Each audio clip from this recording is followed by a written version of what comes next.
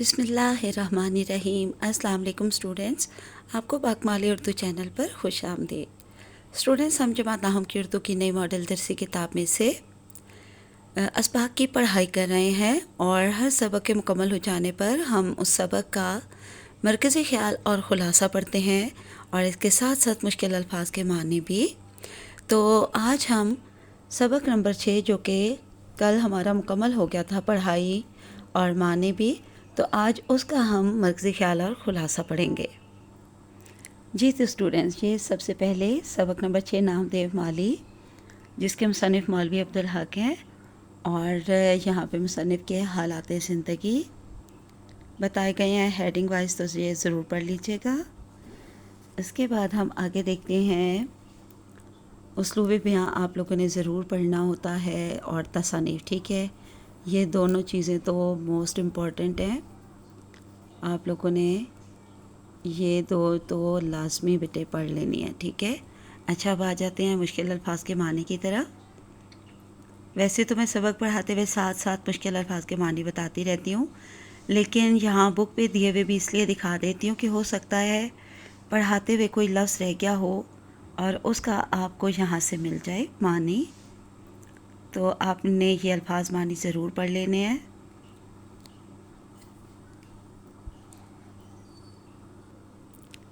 جی، یہ اگلے صفحے پر دیے گئے بقیہ میننگ۔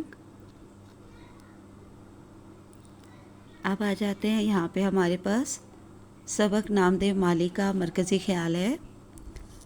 سچائی، نیکی اور حسن کسی کی میراث نہیں، یہ خوبیاں نیچی ذات والوں میں بھی ایسی ہی ہوتی ہیں جیسی اونچی ذات والوں میں۔ ہمیں اپنا کام ایمانداری، محنت، لگن اور خلوص سے کرنا چاہیے۔ محنت اور توجہ سے کیا ہوا کام دوسروں کی نظر میں مہاکاج بن جاتا ہے۔ جو لوگ محنت اور لگن سے کام کرتے ہیں انہیں اپنے کام میں لذت آنے لگتی ہے۔ بے مزہ کام نہیں، بیکار ہے۔ محنتی انسان کو نہ کسی ستائش کی تمنا ہے اور نہ کسی صلے کی پرواہ۔ دنیا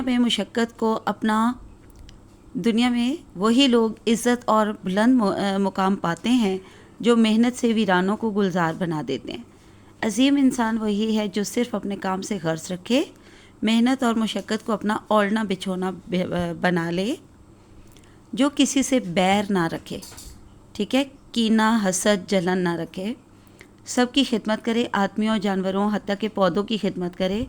اسے یہ احساس نہ ہو کہ وہ کوئی نیک کام کر رہا ہے۔ نیکی اسی وقت تک نیکی ہے جب تک آدمی کو یہ نہ معلوم ہو کہ وہ کوئی نیک کام کر رہا ہے۔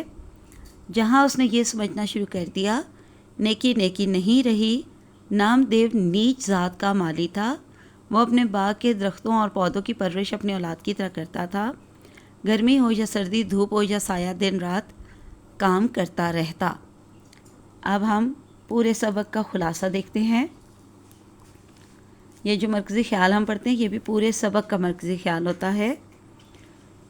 جی تو خلاصہ دیکھتے ہیں۔ نامدیو مقبرہ رابعہ درانی اورنگ آباد کے باغ میں مالی تھا۔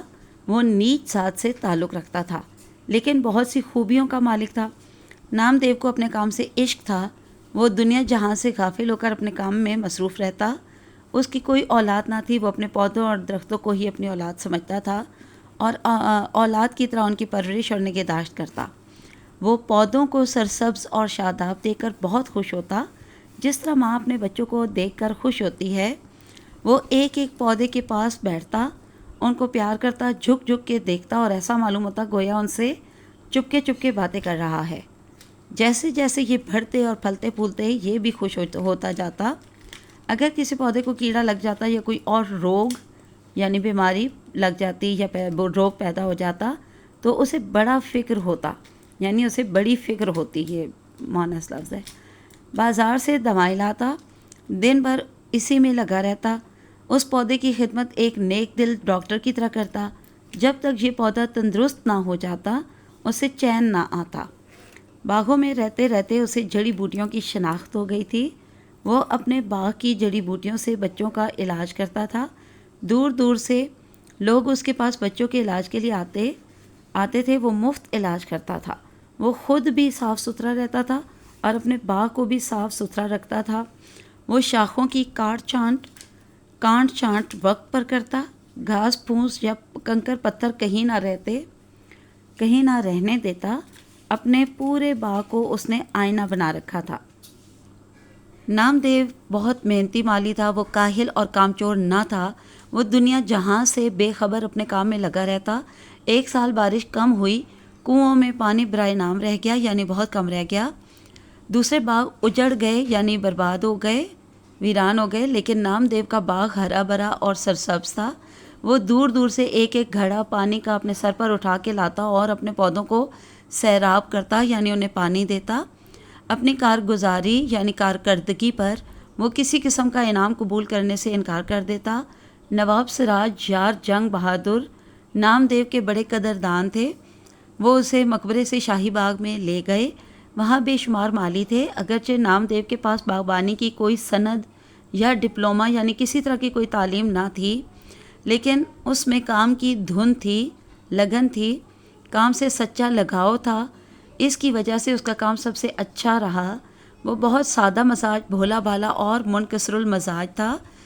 ہمیشہ چہرے پر مسکراہٹ رہتی، چھوٹے بڑے ہر ایک سے جھک کر ملتا، اپنے غریب بھائیوں کی حد سے بڑھ کر مدد کرتا رہتا۔ گرمی ہو یا جاڑا یعنی سردی، دھوپ ہو یا سایہ، دن ہو یا رات، وہ ہر وقت کام کرتا رہتا۔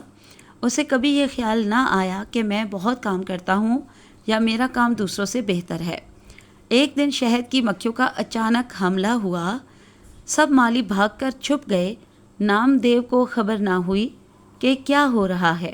وہ اپنے کام میں لگا رہا۔ مکھیوں کے غضبناک حملے سے وہ شدید زخمی ہو کر بے بس ہو گیا اور آخر کار فوت ہو گیا۔ تو چلیے آج کے لیے اتنا کافی ہے۔ اللہ حافظ، فی امان اللہ۔